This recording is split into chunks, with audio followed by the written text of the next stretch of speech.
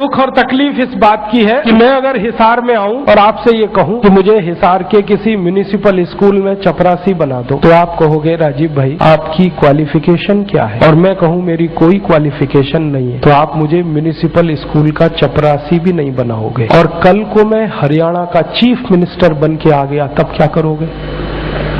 उसी zero qualification पर मैं हरियाणा का अगर चीफ मिनिस्टर बनकर आया तो आप मेरे गले को मालाओं से लाद दोगे और जिंदाबाद इतनी करोगे तो सारा शहर बहरा हो जाए। ये विडंबना है हमारे देश की।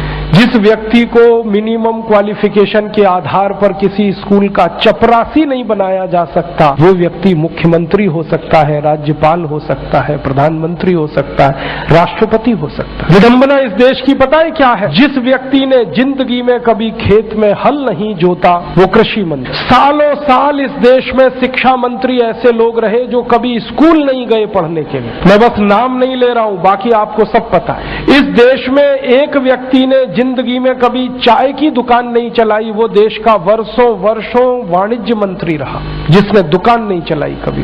फाइनेंस का जिसको ABCD नहीं आता वो सालों साल इस देश में वित्त मंत्री रहता है। जिसने कभी अपने बेटे और बेटियों को भारत की सेना के लिए भेजा नहीं कुर्बान होने को, वो देश का रक्षा मंत्री हो सकता है। और जिसको अपनी रक्षा करने के लिए सैकड़ों जवान लगते हैं वो देश की क्या रक्षा करेगा?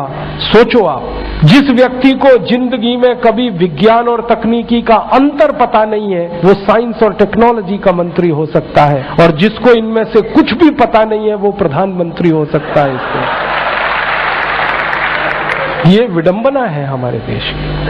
अज्ञानी व्यक्ति ज्ञानियों पर शासन कर सकता है, और हमारे शास्त्रों में कहा गया है, वेदों में कहा गया है कि अज्ञानी व्यक्ति जब ज्ञानियों पर शासन करे तो समझ लेना देश और समाज का बंटाधार ही होना है। हमारे देश में यही हो रहा है। हर अज्ञानी ऐरा गहरा नत्थू खैरा जो किसी नेता की चप्पलें उठाता था, जो किसी के जूतों में पॉलिश करता था, जिसने कभी किसी नेता के घर में रोटियां बना के खिलाई, वो राष्ट्रपति पद तक लोग पहुंचे हैं। ऐसी स्थिति हमारे देश में। उनकी क्वालिफिकेशन ही एक है कि कभी किसी बड़े नेता के रसोई में रोटियां बना के खिलाई तो राष्ट्रपति हो जाओ भैया। ऐसी बंदर बांट मची है इस देश में। और ये उस देश में जिसकी आजादी के लिए 7,32,000 लोग कुर्बान हुए, उस देश में। मुझे बहुत दुख होता है, तकलीफ होती है। अभी एक सच्ची घटना मेरे साथ घटित हुई। मैं एक दिन कानपुर गया था, तो कानपुर के रेलवे स्टेशन पे उतरा। उतरने के बाद शहर में बाहर आने के लिए नीचे पुल पर से उतर के आया तो एक छोटी सी चाय की दुकान थी। उस पर एक बेटी और एक माँ और एक छोटा सा बेटा आपस में बात कर रहे थे। वो क्या बात कर रहे थे? वो कह रहे थे, माँ हम गरीब क्यों हैं? तो कान में मेरे शब्द पड़ गए। मैंने कहा ये इस तरह का प्रश्न कोई अपनी माँ से पूछे तो मुझे लगा ये कोई साधारण लोग नहीं है, कुछ तो इनमें असाधारणपन है। चल के पूछा जाए कौन लोग हैं, परिचय लिया जाए। तो मैं गया उस दुकान पे, मैंने पूछा आप लोग कौन है? तो उन्होंने कहा कि हम तात्या टोपे के परिवार के लोग।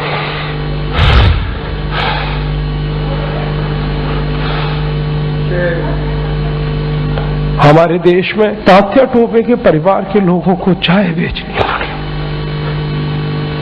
और गद्दारों को सिंहासन मिले।